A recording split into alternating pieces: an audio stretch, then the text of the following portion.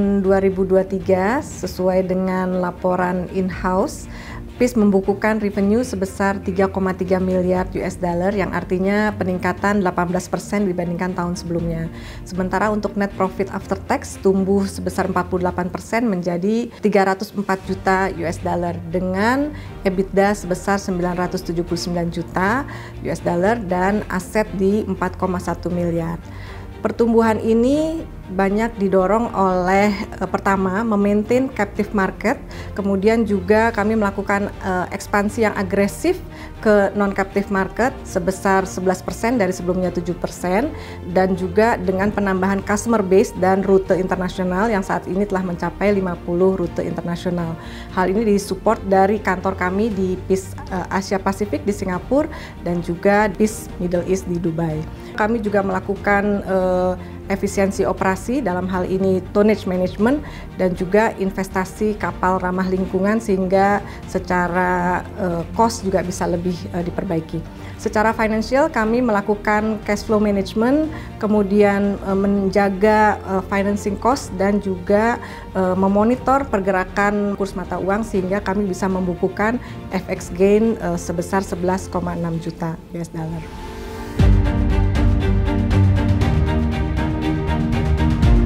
Pertama, kami harus memastikan investasi yang agresif namun terukur, tapi yang terutama adalah kami juga melakukan program transformasi, baik dari sisi HSSE dan kehandalan operasi, kemudian perubahan organisasi di mana organisasi yang baru adalah performance-led organization gitu. Jadi yang memastikan masing-masing fungsi itu bisa diukur performance-nya. Kemudian peningkatan talents-nya, kami juga melakukan program digitalisasi dalam hal ini untuk memastikan end-to-end digitalization gitu.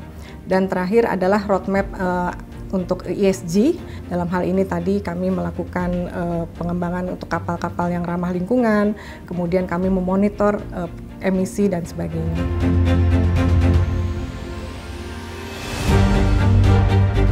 Di tahun 2023 kami sudah memiliki program Integrated Maritime Information System untuk mendapatkan data yang lebih lengkap, terpadu dan juga real time agar bisa diperoleh pengambilan keputusan yang lebih cepat. Kemudian secara financial kami juga bersama-sama dengan Persero mengembangkan laporan dengan sistem digital, dalam hal ini dinamakan Office Anaplan.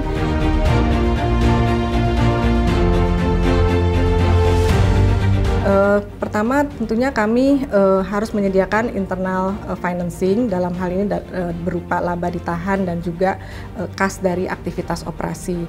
Kemudian yang kedua, secara eksternal kami memaintain relationship dengan bank-bank untuk memastikan kita bisa mendapatkan sumber financing, baik itu dalam bentuk conventional financing maupun syariah, kemudian secara produk bisa corporate loan ataupun project financing. Kemudian kami juga punya aspirasi untuk masuk ke capital market, dalam hal ini mungkin issue bonds atau nanti ke depannya untuk melakukan IPO.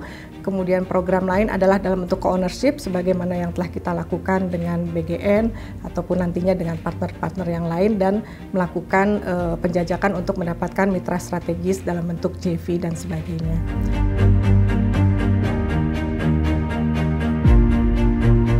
Melanjutkan strategi pertumbuhan bisnis di tahun 2023, tentunya terutama dengan meningkatkan third party market yang tadinya revenue sebesar 11% dan diharapkan di tahun 2024 bisa mencapai 13%. Kemudian kami menggarap pasar baru baik dari sisi geografis, yaitu untuk masuk ke market Afrika dan Amerika Selatan, kemudian juga dari produk yang diangkut di mana kami masuk juga ke petrochemical, dry bulk shipment, LNG shipment, ini yang kami sedang usahakan.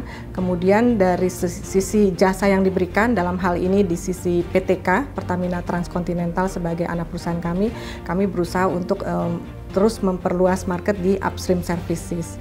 Kemudian yang selanjutnya adalah dengan kerjasama dengan mitra bisnis, sebagaimana yang sudah dilakukan, kami melakukan co-ownership dengan salah satu trader, dalam hal ini BGN. Kemudian yang terakhir kami berusaha untuk merealisasikan investasi anorganik dalam hal melakukan akuisisi perusahaan-perusahaan yang masih dalam industri yang sama dengan PIS.